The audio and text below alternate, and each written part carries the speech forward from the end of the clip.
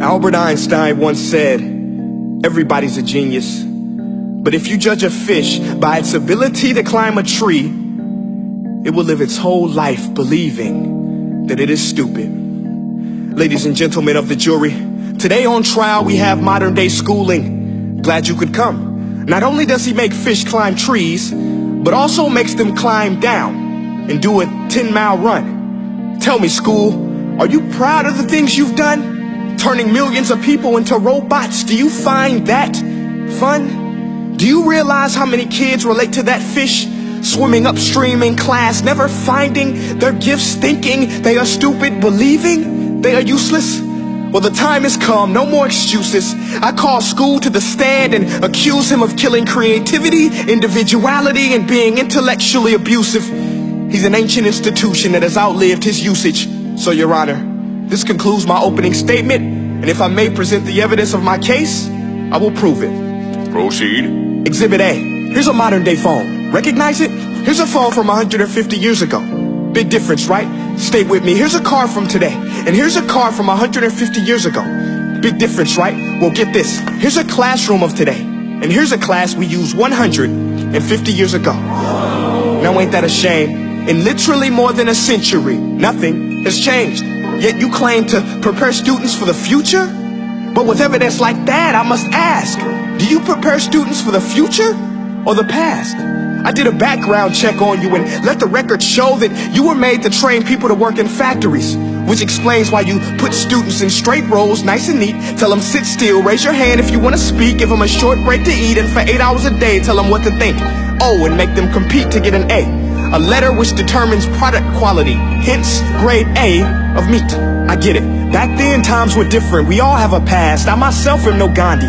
But today, we don't need to make robot zombies. The world has progressed. And now we need people who think creatively, innovatively, critically, independently, with the ability to connect. See, every scientist will tell you that no two brains are the same.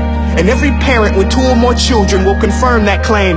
So please explain why you treat students like cookie cutter frames or snapback hats, giving them this one-size-fits-all crap. Watch your language. Sorry, Your Honor, but if a doctor prescribed the exact same medicine to all of his patients, the results will be tragic. So many people will get sick, yet when it comes to school, this is exactly what happens, this educational malpractice, where one teacher stands in front of 20 kids, each one having different strengths, different needs, different gifts, different dreams, and you teach the same thing the same way? That's horrific. Ladies and gentlemen, the defendant should not be acquitted. This may be one of the worst criminal offenses ever to be committed. And let's mention the way you treat your employees. Objection. Overruled. I want to hear this. It's a shame. I mean, teachers have the most important job on the planet, yet they're underpaid? No wonder so many students are short-changed. Let's be honest. Teachers should earn just as much as doctors, because a doctor can do heart surgery and save the life of a kid. But a great teacher can reach the heart of that kid and allow him to truly live. See, teachers are heroes that often get blamed, but they're not the problem. They work in a system without many options or rights. Curriculums are created by policymakers, most of which have never taught a day in their life. Just obsessed with standardized tests. They think bubbling in a multiple choice question will determine success. That's outlandish. In fact, these tests are too cruel to be used and should be abandoned, but don't take my word for it. Take Frederick J. Kelly, the man who invented standardized testing, who said, and I quote, "These tests are too cruel to be used and should be abandoned." Ladies and gentlemen of the jury, if we continue down this road, the results will be lethal. I don't have much faith in school, but I do have faith in people. And if we can customize healthcare, cars, and Facebook pages, then it is our duty to do the same for education, to upgrade and change and do away with school spirit, because that's useless. Unless we're working to bring the spirit out of each and every student, that should be our task. No more Common Core. Instead, let's reach the core of every heart in every class. Sure, math is important, but no more than art or dance. Let's give every gift an equal chance. I know this sounds like a dream, but countries like Finland are doing impressive things. They have shorter school days.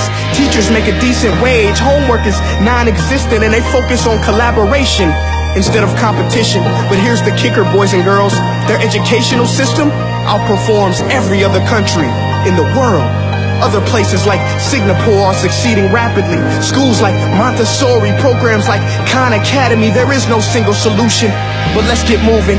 Because while students may be 20% of our population, they are 100% of our future. So let's attend to their dreams, and there's no telling what we can achieve.